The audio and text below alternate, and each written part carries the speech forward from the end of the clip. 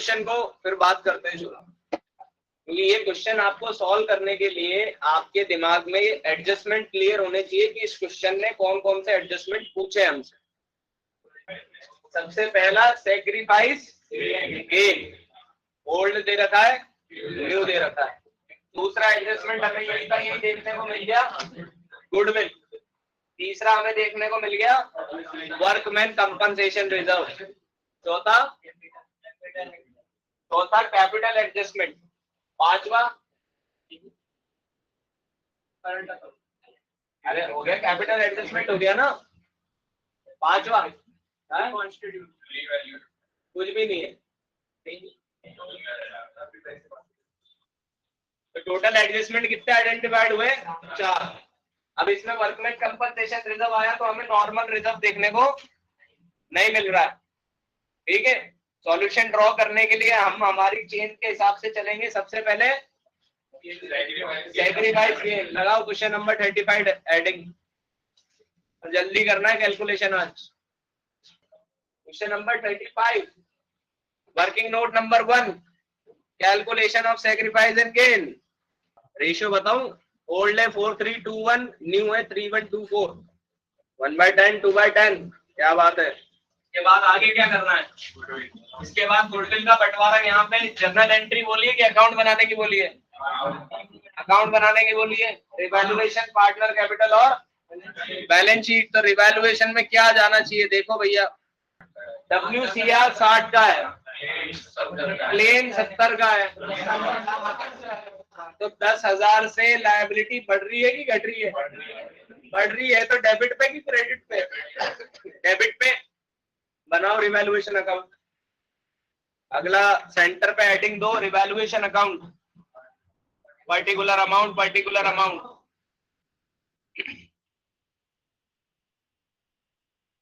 केवल ये एक ही आइटम रिवैल्यूएशन का है क्वेश्चन में कि और भी है? बस ये एक ही है। तो जो डेबिट पे 10,000 है वो क्रेडिट पे किस नाम से ट्रांसफर होंगे? लॉस। और लॉस के नाम से ट्रांसफर करेंगे तो न्यू रेशियो में, ओल्ड में कि सैक्रिफाइस में? ओल्ड में। जब भी डिस्ट्रीब्यूट होता है तो ओल्ड में। तो क्रेडिट साइड पे लॉस मेंशन करो, बाय लॉस, STUB, अलग अलग कॉलम में जैसे कल करा था। और 10,000 को बांट दो 4321 में। 4321 ही तो होगा, क्योंकि 4321 क्या होता है? 10 होता है। तो ये बना हमारा रिवैल्यूएशन अकाउंट।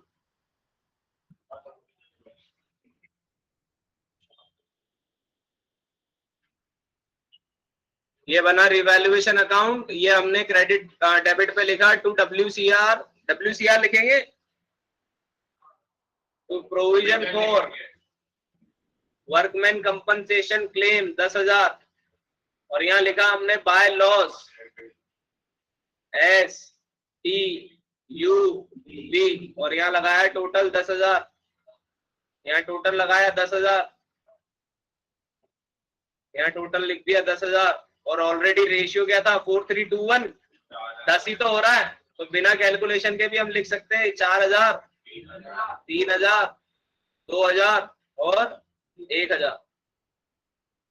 तो ये तो हो गया क्या तैयार? Revaluation account. अब पार्टनर कैपिटल में बेटा हर जगह कितने कॉलम बनने हैं? तो रजिस्टर को आड़ा कर लो, क्योंकि ऐसे तो बनने से रहा। तो अब बनाया हमने पार्टनर कैपिटल।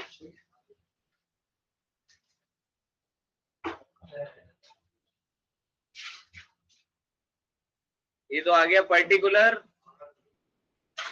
ये आ गया S, ये आ गया T, ये आ गया U, ये आ गया V। फिर ये आ गया पर्टिकुलर, फिर ये आ गया S, फिर ये आ गया T, फिर ये आ गया U, और ये आ गया V।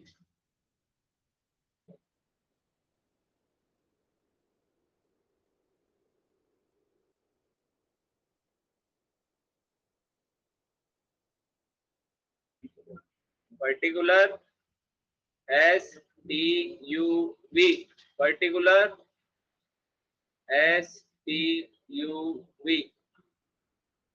किससे शुरुआत होती है ध्रुव भैया?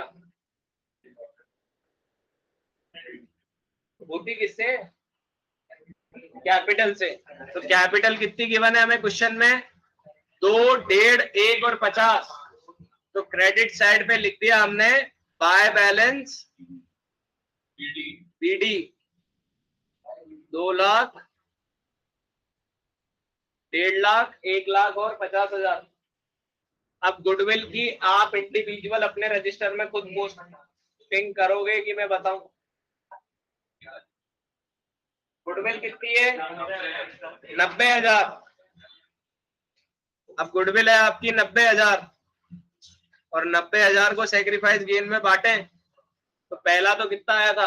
1/10। दूसरा 1/10 और तीसरा 0। चौथा तो 0 से 0। तो ये तो आ गया 9,000 इंटू 2 कर दें तो हो गया, और ये हो गया। तो एंट्री होनी थी हमारी, ये तो है V, ये S, ये T। तो एंट्री होनी थी V cap to S to T। तो V के कॉलम डेबिट का बनेगा कि क्रेडिट का बनेगा? डेबिट का। यू को कुछ नहीं मिला तो हम यहाँ पे लिखेंगे बाय S, सॉरी हाँ 2S capital to T capital. और 27,000 के 2 टुकड़े लिखने में आएंगे, 9,000 और 18,000। और क्रेडिट पे लिखेंगे बाय B कैपिटल और S के लिख देंगे 9,000 और T के लिख देंगे 18,000। क्या गुडविल की एंट्री हो गई? समझ में आ गई सबको कैसे पोस्टिंग कर रहे हैं? अनंत, धर्मेंद्र जी, ये समझ में नहीं आया? एंट्री क्या हुई? B to S to T। तो B के तो डेबिट कॉलम पे लिखना है क्योंकि B भैया किधर है? डेबिट पे। लेकिन नाम किसका आएगा? S और T का। तो S ने दे दिए B को 9,000, T ने दे दिए 18,000। अब B S किधर है? क्रेडिट पे। तो S के क्रेडिट कॉलम में 9,000, लेकिन नाम किसका आएगा? B का। T क्रेडिट पे है तो T का क्रेडिट कॉलम में आ गया, लेकिन नाम किसका आएगा? तो बाय B 9 और 18। गुडविल में बेटा दिक्कत हो तो बता देना, एडमिशन में ये प्राण पिएगी गुडविल, रिटायरमेंट में खून पिएगी। अभी तो आप केवल वैल्यूड गुडविल देख रहे हो, एडमिशन में आओगे तो बैलेंस शीट में भी गुडविल मिलेगी। रिटायरमेंट में आपको गुडविल देनी पड़ेगी। तो ये गुडविल की ये जो बेसिक एंट्री है, गेनिंग टू सेक्रीफाइस और ये वैल्यूएशन की कैलकुलेशन, ये अभी से क्लियर रखना। रिकॉन्स्टिट्यूशन का चेंज इन पीएसआर इसलिए ही अलग से पढ़ाया जाता है ताकि जो इंडिविजुअल एडजस्टमेंट है उनके कंसेप्ट इस चैप्टर में पूरे हो जाए, ताकि जब आप एडमिशन करो, रिटायरमेंट करो, डेथ करो तो आपको इन इंडिविजुअल एडजस्टमेंट में दिक्कत नहीं आए। मैंने चैप्टर नंबर 2 की शुरुआत होते ही बोल दिया था, जो भी मैं एडजस्टमेंट पढ़ा रहा हूँ आने वाले 3 चैप्टर में ऐसे के ऐसे ही चलेंगे। एडमिशन में भी अगर वर्कमैन कंपनसेशन रिजर्व है तो वहां पर भी एडजस्टमेंट वैसा ही होना है जैसे यहाँ पर हो रहा है। ओल्ड में बट रहा था, ओल्ड में बटेगा, नए पार्टनर को कुछ भी नहीं मिलेगा। रिटायरमेंट के अंदर जो रिटायर हो रहा है वो ओल्ड पार्टनर ही है तो वहां पर ओल्ड में बटेगा तो सबको मिलेगा। लेकिन एडजस्टमेंट ऐसा ही रहेगा भाई, उठा लेना भविष्य को, ऐसा कहाँ गिर गया।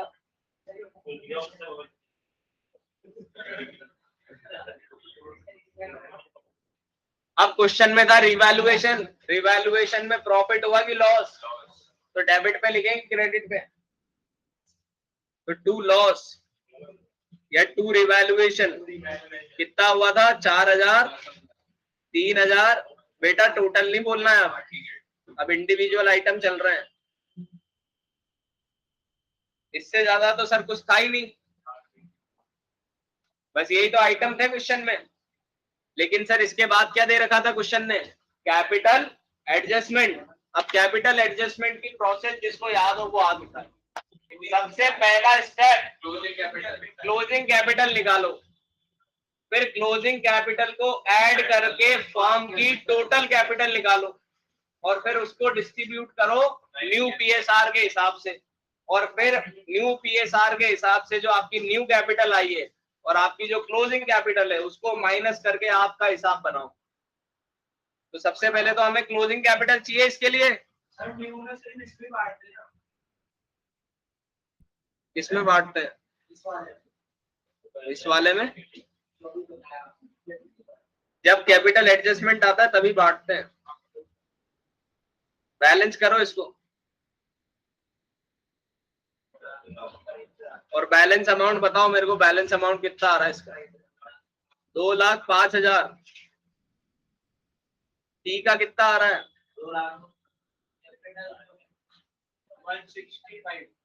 1,65,000। 98,000।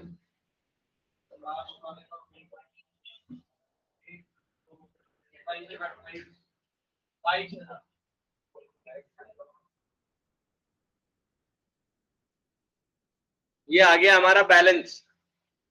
यहाँ पे 1 लाख 1.5 लाख है, यहाँ पर यहाँ 1 लाख है, यहाँ 50,000 है।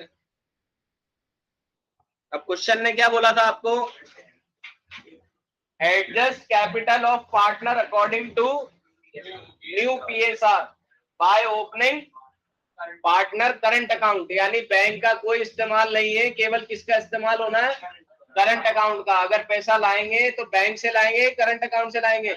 करंट अकाउंट से। अगर ले जाएंगे तो कैश में ले जाएंगे कि करंट अकाउंट से? करंट अकाउंट से। तो अब हमारे पास जो ये कैपिटल आई है ये चारों, अब हमारा बनता है अगला working note number 2, capital adjustment.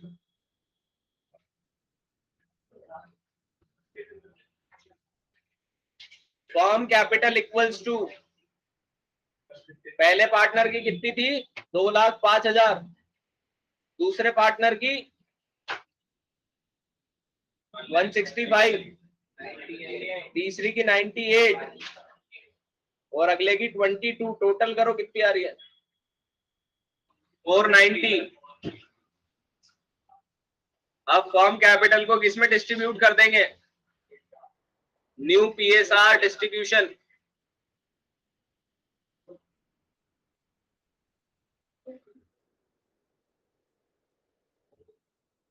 यानी 490। नया रेशियो क्या था? 3/10। फिर 490 इंटू 1/10, फिर 490 इंटू 2/10 और फिर 490 इंटू 4/10। ये आ गया एस, ये आ गया टी, ये आ गया यू, ये आ गया वी। चारों का कैलकुलेट करो इंडिविजुअल क्या क्या अमाउंट आ रहा है। कितना आ रहा है एस का? 1,47,000। टी का 49, 98, 196। अब यहाँ पे हमें जर्नल एंट्री करनी है कि लेजर अकाउंट है हमारा? लेजर अकाउंट है।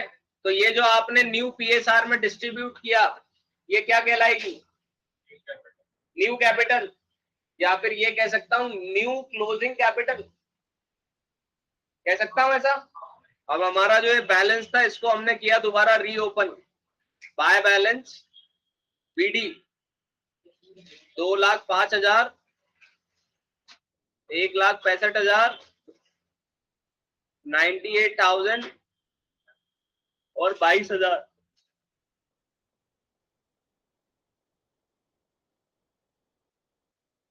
क्लोजिंग कैपिटल किधर लिखने में आती है? डेबिट पे। तो डेबिट पे हमने 4 लाइनें छोड़ के नीचे लिख दिया टू बैलेंस सीडी। कितनी कितनी कैलकुलेट करी थी? 1,47,000, फिर 49, 98, 196।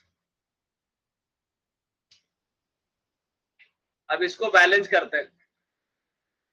तो सर बैलेंस क्या करते हैं? आपने तो ऑलरेडी दोनों बैलेंसेस दे दिए हमें, लेकिन अब बात को समझो बेटा। जिसके 2,05,000 है, अगर उसका बैलेंस 1,47,000 ही रखना है तो वो पैसा लाएगा कि लेके जाएगा? लेके जाएगा। कैसे? क्योंकि अभी तो जेब में कितना है, 2,05,000। अब केवल कितने करने हैं, 147। ये लेके जाएगा, तो हमने यहाँ पर लिखा टू एस करंट, और नीचे इसका टोटल लिख दिया। ज्यादा तो 2,05,000 ही है, दोनों तरफ लिख दिया 2,05,000, और 147 में से 2,05,000 हटा दो तो 58,000 चले गए 2S करंट के नाम से। अब जिसके हैं 165, उसको केवल कितने रखने हैं, 49,000, तो ये भी लेके जाएगा। तो 2T है ना ये, तो 2T करंट 1,16,000 ले जाएगा। अब इसके तो यहाँ पर भी कितने दिख रहे हैं, 98, और यहाँ पर भी कितने दिख रहे हैं, 98। तो भैया का हिसाब तो बराबर है, लेकिन जिसके 22,000 रुपए है बस, उसकी क्लोजिंग बन रही है 196, तो इसको लाने पड़ेंगे। हाईएस्ट वैल्यू 196 है कि 22,000 है, तो नीचे क्लोजिंग के टोटल में तो लिखेंगे 196,000, और फिर क्रेडिट साइड पे लिखेंगे इसका नाम बाय बी करंट, और इसका बैलेंस कितना आ रहा है, 74, 174 आ रहा होगा भैया। और ये हमारा कैपिटल एडजस्टमेंट पूरा हुआ बेटा।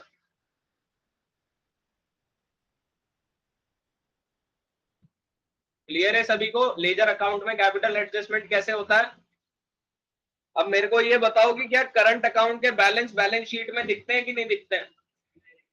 अगर आप करंट अकाउंट की जगह बैंक का वर्ड लिखते तो क्या बैलेंस शीट में बैंक की वैल्यू फ्लक्चुएट होती कि नहीं होती? अब बैंक का तो फ्लक्चुएशन किया ही नहीं, करंट अकाउंट का मतलब क्या है, ये इतने ले जाएगा, लेके नहीं गया है, ये इतने लाएगा, लेके नहीं आया है, तो कुछ तो बनेगी एसेट और कुछ बनेगी लायबिलिटी। तो आप क्वेश्चन में बाकी हमें बैलेंस शीट बनाना, तो चलिए बैलेंस शीट बनाइए।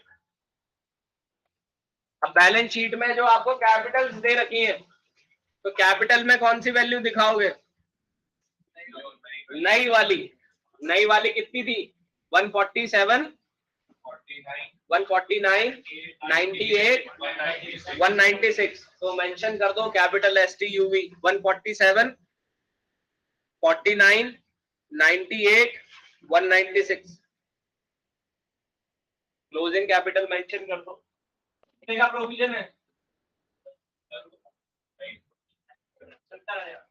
प्रोविजन का क्लेम कितने का बन रहा है, 70,000 का क्लेम बन रहा है आपके पास। तो लायबिलिटी अरे 10,000 से बड़ी है, लेकिन क्लेम तो 70 का है। तो अगला नाम आया कैपिटल लिखने के बाद हाँ लिखेंगे ना भैया, provision for workman claim 70,000।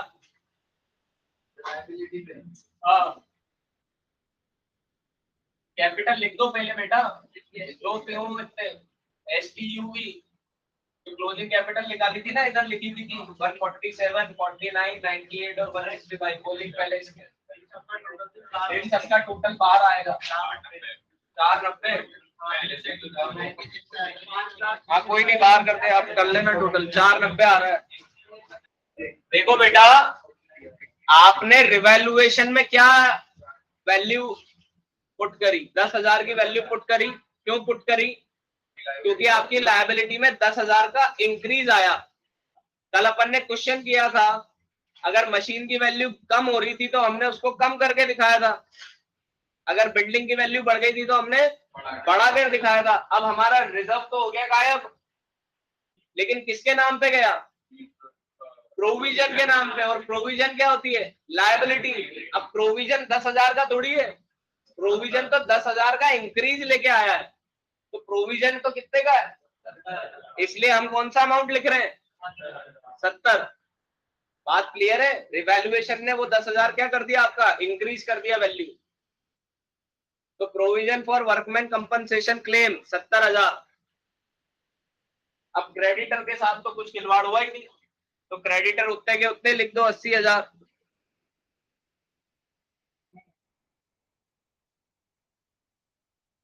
Current account में क्रेडिट बैलेंस किसका निकल के आएगा?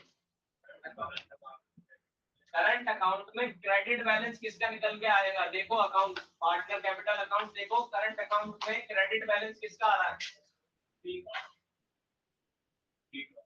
क्रेडिट बैलेंस एस और टी का उत्तर जैसे को बता दे। क्रेडिट बैलेंस जो डेबिट पे होता है वो ऊपर किधर होता है? क्रेडिट पे। तो एस और टी का बैलेंस तो कैसा है? क्रेडिट। ये लोग पैसा लेके जाएंगे तो बिजनेस के लिए ये चीज क्या है? लायबिलिटी। एस और टी पैसा लेके जाएंगे तो ये बिजनेस के लिए क्या है? लायबिलिटी। इसलिए जब रीओपन होगा वो बैलेंस तो किधर दिखेगा? क्रेडिट पे। तो अब हमने लायबिलिटी सेक्शन में ही हेडिंग लगाई करंट अकाउंट, करंट अकाउंट, और करंट अकाउंट में अंदर दिखाया एस और टी। एस का कितना अमाउंट लिखा था आपने? अरे 58,000, 9,000। और टी का कितना लिखा था? 1,16,000। अब इसका टोटल लगाओ, ये लायबिलिटी सेक्शन पूरा हुआ है जाकर।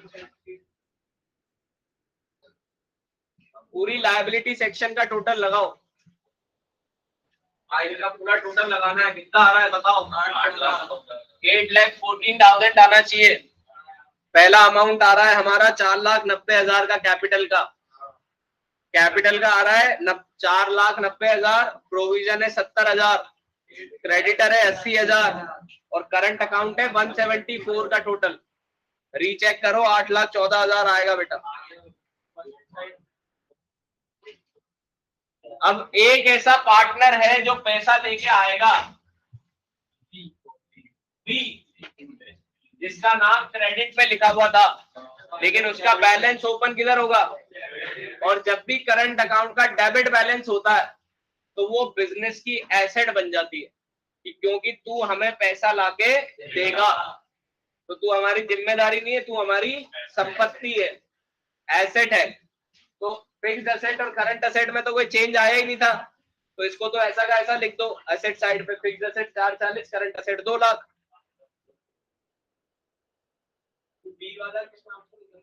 वी करंट, हाँ वी का करंट अकाउंट आएगा 174 से। फिक्स्ड और करंट एसेट के बाद वी का करंट 174 टोटल लगा लो, 8,14,000 ही आ रहा होगा। अगर आ रहा है तो हम क्वेश्चन को सही करते हैं। क्लियर है अर्शिता?